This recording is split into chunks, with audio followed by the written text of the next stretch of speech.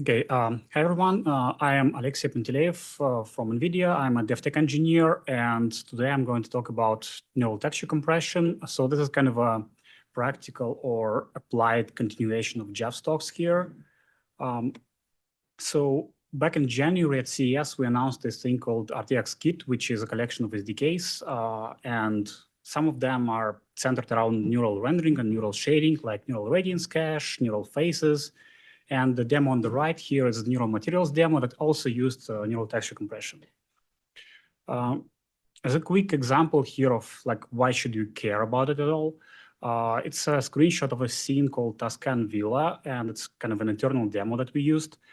The scene has pretty dense geometry and some 4K, some 8K textures, and if you encode those textures into PC formats, they will consume about 6.5 gigabytes of video memory. Take the same textures, compress them with NTC, and you're down to 970 megabytes, almost 7 times lower. But visually, it stays pretty much the same. Or to put it differently, if you had the same 970 megabyte budget, your scene when looked up close with BC textures, it could look like this. So it's, I guess it's a bit hard to see on the displays here, but it's blurry. Whereas with the same 970 megabyte budget with NTC textures, it gets a lot better. Basically, night and day difference with the same video memory budget, but some extra runtime cost to decompress and sample. How is it different from block compression? Well, block compression like BC1 through BC7 formats, they are quite old, and they are all operating on like standard textures from 1 to 4 channels. And they have a fixed number of bits per channel per pixel.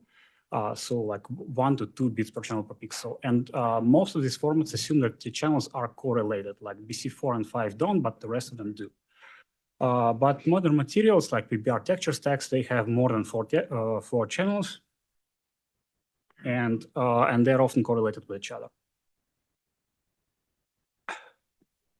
In contrast, NTC was designed to encode stacks of correlated textures, and it has very, very highly adjustable compression rates, like from 1/32 bits per pixel per channel all the way up to 20, although the extreme values are kind of not very practical here.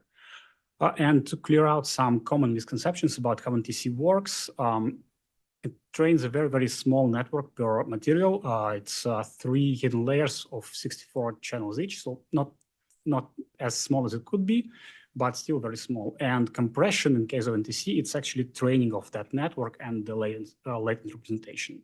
So like there is no huge data set that we used for training of the model. There is no hallucinations, nothing like that. Like you take a texture set, you train the network specifically for that texture set. It's overfitted just to that one, and it's stable. And the compressed data, it's comprised of the latent representation, which is like 99% of the compressed data, and the network weights, which are only 12 kilobytes or something like that. It's based on this paper that Jeff already talked about. The paper was released or published back in 2023, and since then, I've been working on the productization of that algorithm, turning it into an SDK. And the paper describes the operation of the compression and decompression pipeline, basically using this picture. So let's just walk through it. What it does, the network predicts the values of all color channels for a single texture pixel or texel. Like it can encode up to 16 channels in the current configuration, and they are all evaluated together. So the picture is like the target, the result is on the right here. And let's say we're trying to decode a single texel with a given UV coordinates here. So we map those UV coordinates to a position in the feature grids, like low-res grid and high-res grid. There are 2 of them for a given NIP level. And in each grid, we get for adjacent latent vectors that are sampled, and they are put into the inputs of the MLP. The high-res vector is pasted, like all 4 corners of the bilinear footprint are pasted as they are, or almost. And the low-res feature vector is interpolated with the bilinear interpolation before being pasted into MLP input Also, there are positional encoding waves, which help with the reconstruction of details, so that those things are sampled from the compressed data, pasted into the MLP. The MLP is evaluated, and colors or whatever other values come out. And during compression, we just initialize the features and the MLP weights with the random values, and like we pick a random position, evaluate the result, compute the loss against the reference texture, backpropagate, adjust the weights, repeat until it's good. So based on that, we made this SDK for neural text compression.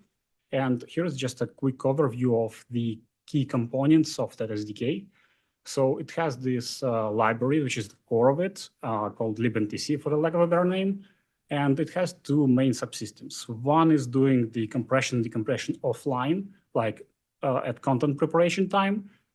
And it's done in CUDA, mostly for historical reasons, because when the implementation work here was started, the callback extensions, they were not available yet. If I was doing it now, I would probably actually write it from scratch in Vulkan, and maybe that will still happen sometime in the future. But currently it's in CUDA. And the other subsystem here is the runtime one, designed for integration into agents, and it's working through Vulkan or DX12.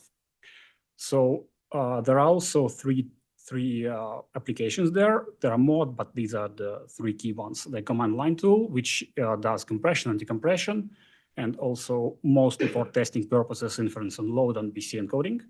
And it's designed for use as kind of a content preparation tool for like asset pipelines. You can use it offline. I mean, you can use it in baking maps for publishing it, etc. In the middle is the NTC Explorer, which is a graphical tool that allows you to load one material, like textures from one material, and compress them at different parameters.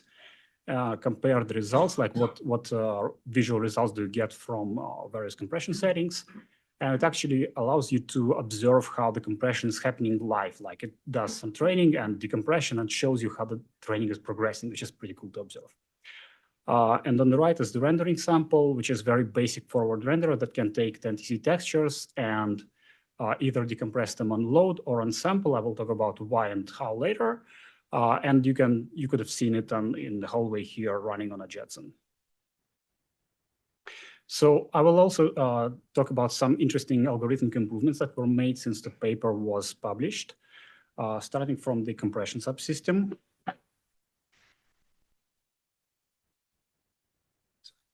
And the first one, and probably the most important one, is how the features are sampled before evaluating the MLP. So I said that there are two feature grids or latent grids, and they are sampled when you are evaluating a pixel. The higher-res one was like we take the four corners and paste them all, like the four feature vectors, paste them into the MLP inputs as they are. Apparently, that's not the best way to do it. And it turned out that if you if you multiply those feature vectors by their bilinear weights, you get higher quality. So on the bottom here, it's a crop from a normal map, the red and green channels. And I guess it's a bit small, but there's some blockiness on the middle picture, which is the original NTC algorithm, but the blockiness is completely gone on the right picture. It is using the improved sampling method. It's very cheap, but it's very effective. Although strangely, the PSNR values of the two compressed results, they differ very, very slightly, which suggests that PSNR is not always the best loss metric here. Can you just, sorry, can you just point out the blocking you're talking about? You can walk up here, I guess. Yeah, it's small. It's not large, like 4x4 pixel blocks.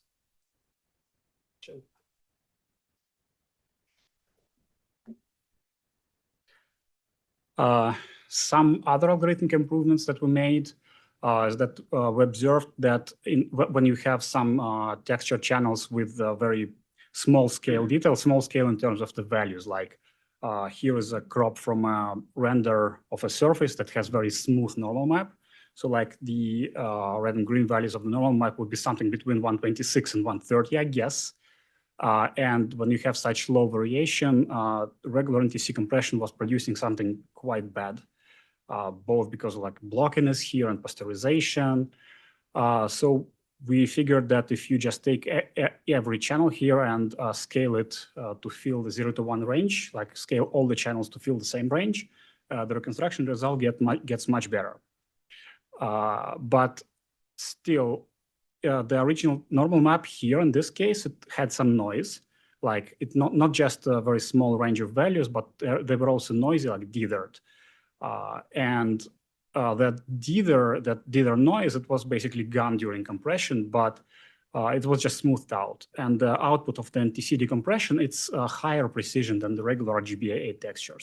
So if you just decompress that smoothed out picture and paste it into an RGBA texture, you get pasteurization again. So apply dither and that's gone. It works.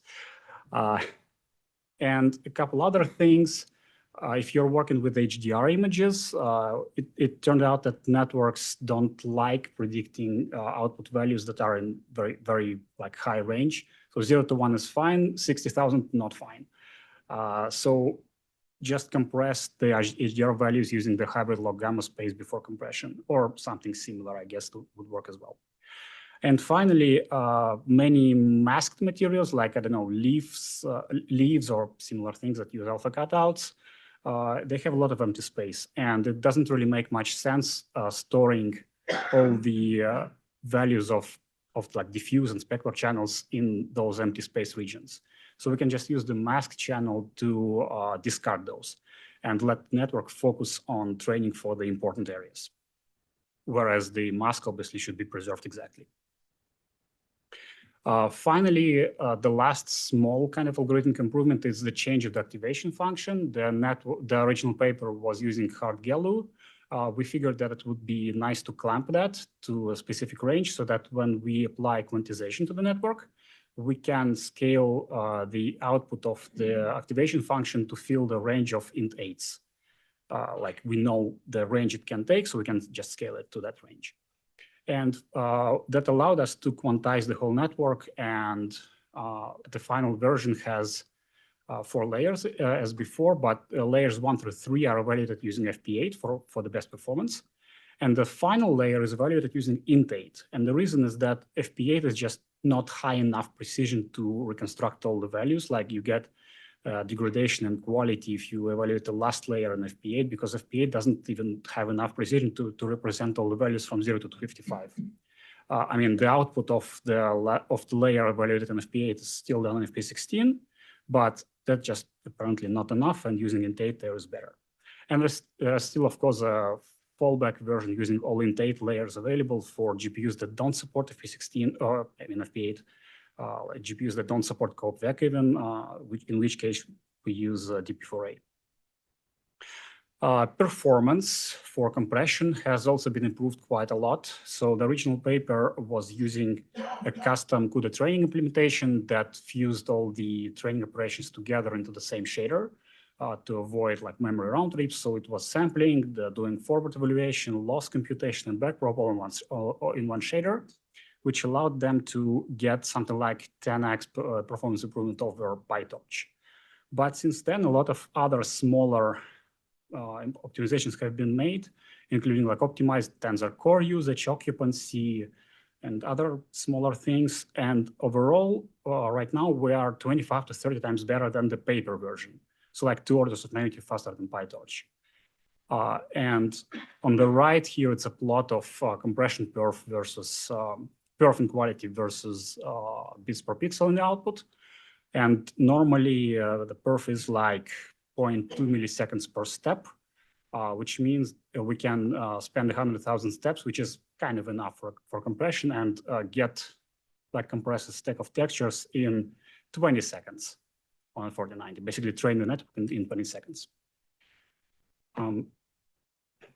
So I mentioned that there are a number of bits per pixel ratios available here. And the thing is, like, where do they come from? So we have these two feature grids or feature tensors, and we can control the number of features in each tensor. We can control the size of them, like the scale of the tensor compared to the original image. And if you count all the practical values for these parameters, you get 512 configurations total, which is kind of impractical for choosing. Like you want to compress a material, you have 500 options, which one do you choose? So I made some experiments there and tested a few textures, a few materials with all the configurations and basically derived optimal configs for each BPP value in the range from half a BPP to 20 BPP. And the software can, like the SDK, can just automatically derive the latent configuration if you give it a quality setting. Finally, it's not always practical to specify the BPP value because obviously different materials need different compression ratios. Like if you have more detail, you need more bits, but how much, it's not really clear. Apparently, it's difficult or impossible to predict the quality given just the textures. So we introduced an adaptive compression mode, which like you give it a PSNR value, it does 4 or 5 runs using interpolation search, figures the right bits per pixel value that allows it to reach that given PSNR value. It can take a few minutes, but it's still quick enough for, well, at least for acid baking, like offline batch processing. So that's it for the algorithmic improvements. And let's talk about the runtime subsystem inference on sample and load. So the original solution for NTC was doing inference on sample, which means we use the shaders in a way that like we need to sample a texture, we compute a position on the texture using stochastic texture filtering, and do the MLP evaluation to get the colors. On the right here, it's a piece of code that illustrates this concept. Like we have a sampling position, use STF to compute sampling UV, texel position, and feed that to the function called NTC sample texture set, which gives us a vector of channels. The obvious benefit here is as designed, we get the minimal VRAM footprint. Practically, it's could be up to 8 times lower than BC, given the similar quality. Visually similar, not PSNR-wise similar. And the drawbacks, of course, are that it affects performance. Like you have to evaluate MLPs in the shader compared to texture sampling, which is kind of more expensive, and that you need to use stochastic texture filtering, which is not a bad thing. Arguably, it gives more correct converged results. It's a question of sampling before and filtering before sampling versus filtering after sampling. And one is apparently more correct than the other because I'd rather not get into details right now. But it can be like not very desirable because you have to deal with denoising the noise that comes from STF. So there is the second mode that we support here. It's called inference and load. And it's the idea is very simple. We have the texture set and we decompress it on load into colors and transcode it into BC right after that. So the result is regular BC textures. And obviously there is no performance penalty for sampling those. It's how it has always been, but you also get no benefit from no VRAM savings benefit. You do get the savings of disk space, of course. Is it fast? Well, it is. On the right, it's a plot showing performance of decompression on various GPUs using cooperative vectors and using DP4 as the fallback algorithm. So it ranges from about 1 gigapixel per second to about 12 or 13 on high-end GPUs. And that means you can process many 4K textures or 4K materials in a second, which for on-load conversion, I think it's fast enough. Now, I said encode it into BC, and that's usually slow. Well, it's not. So we ship this NTC library with a set of BC compressors that have been optimized. And the performance of those can be seen in the table on the bottom. It ranges from something insane like 60 gigapixels per second for BC1 to 1.5 to 2 gigapixels per second per second for BC7. And there is also a trick that we can use for BC7 here. The idea is that we know that the encoder will be applied to a specific texture. Like and we can, when we compress the texture set with NTC, we can pre-run that BC7 encoder and analyze which modes and partitions of BC7, of which there are hundreds, are most frequently used for that texture. Truncated list, like used only like, let's say 10% of the most frequently used modes at runtime, and you get 10x speed up in compression on transcoding compared to even those 2 gigapixels per second. And on the right, it's a plot showing the difference in quality between our BC7 compressor and the one that ships with NVTT3 library. The scale is different. So vertically, it's plus or minus 2 decibels-ish. On average, it's very, very competitive with NVTT, but it's much faster. And the final mode that is kind of work in progress now, it's inference on tiled streaming. The idea is that if you have a tiled texture streaming system in the engine, then the transcoding on load can be applied to those tiles specifically that you need. So benefits again are quite obvious, that you get get on-disk savings. You don't have like inflated memory usage compared to the regular texture streaming. There is some, of course, load performance cost, but it's not very significant.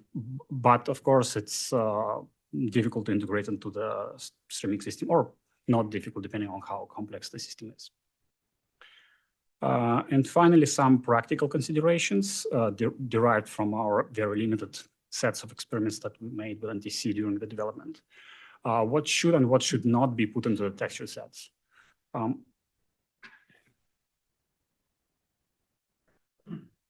So obviously the BSDF inputs like base color, like metalness, roughness, those should be in the texture sets. That's what NTC was designed for.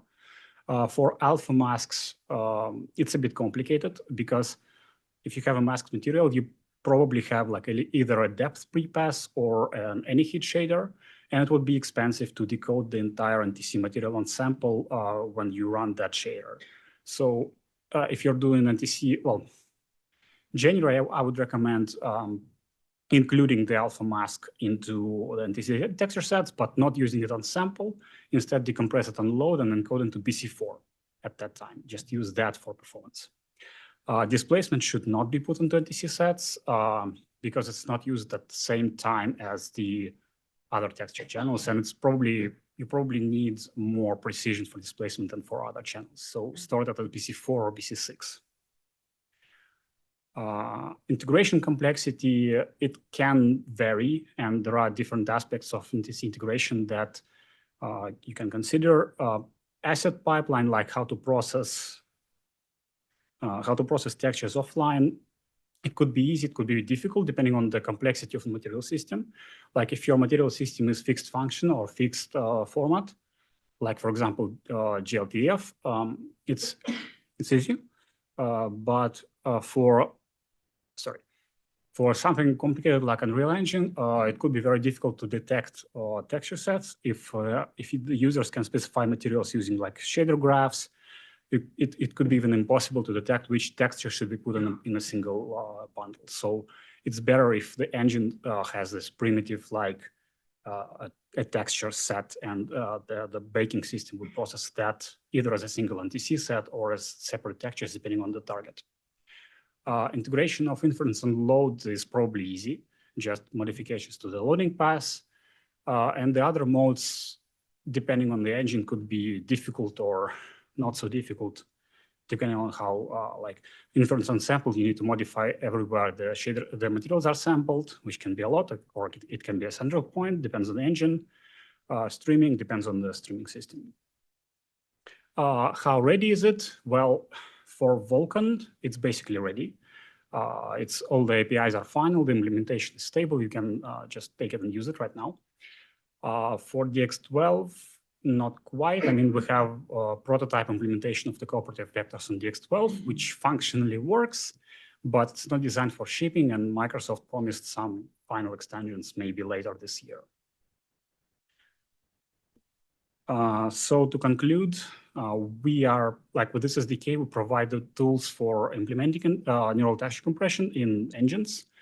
There are some practical questions that are better addressed by engine developers, like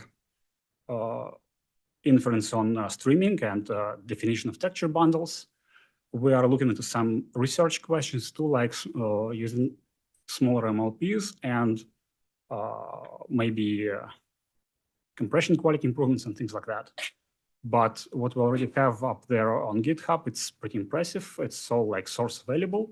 So you can check it out now, try it on your projects, and come back with some feedback. So that's it, and thank you. Hi, thanks. Very interesting. Is NTC something that could eventually be standardized to the point where it could be put into hardware to deal with the sampling issues? Well, I cannot really say if we have plans to standardize it into hardware unit, but it's designed to work on existing tensor cores and existing GPUs. I don't think it even should be a standard format. Sort of, it's flexible enough that maybe somebody wants to implement something slightly different. So we don't. I guess we not. see it always being a roll your own kind of thing on a per material or per application Per basis. application, yeah, probably. But who knows? Maybe in a few years we will decide that it's actually good enough to bake in hardware.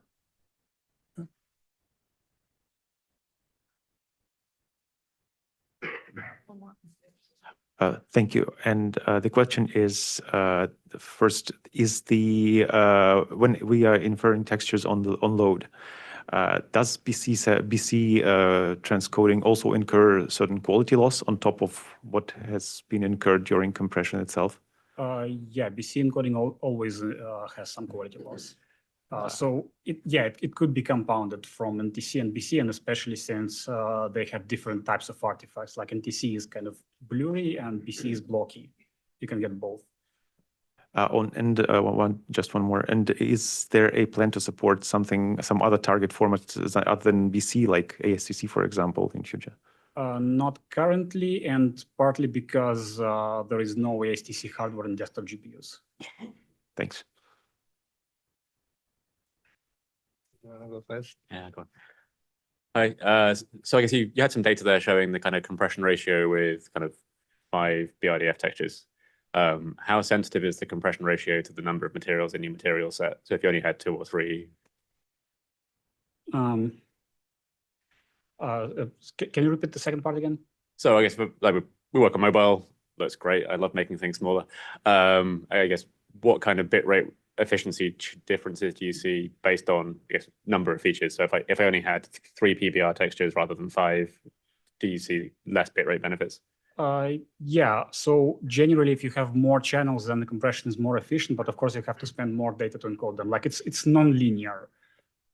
So you need to spend more bits to maintain the same quality with a higher number of channels, but not linear relation between bits and channels. Hello. No, here. So you mentioned you showed us the I think virtual texture example with tiles, different tile streaming. That is specific to virtual texturing, right? So how does it work with different tile sizes for your correlated textures? So if one texture is tiled multiply for the whole thing. Tiles are not really a thing in NTC. I mean, we can support that by extracting a subtile of a compressed texture set and then transcoding that. But on disk, they are not stored in any tile version. Well, maybe we will actually implement some tiling, but right now it's just a single pitch linear basic layout for the features. So you can extract some part of that.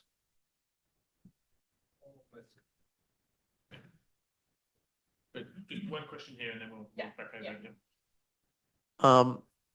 The texture compressor, if I understand correctly, it was 20 seconds and 100,000 iterations Yeah. for a single texture.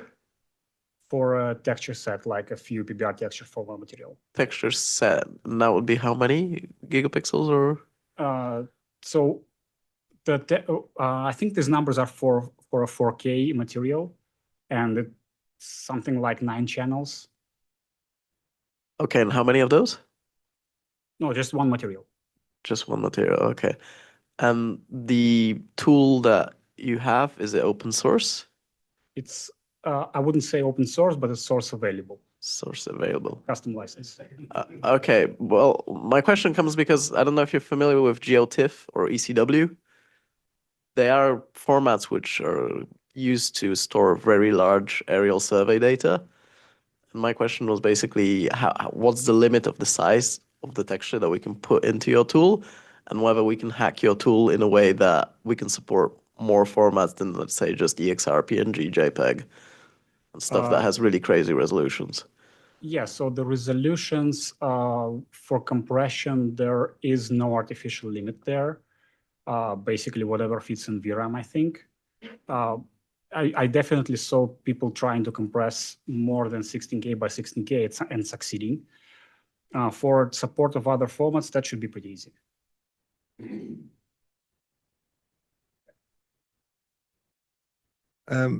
You mentioned GLTF. Is there an extension for this how do we use it in GLTF today?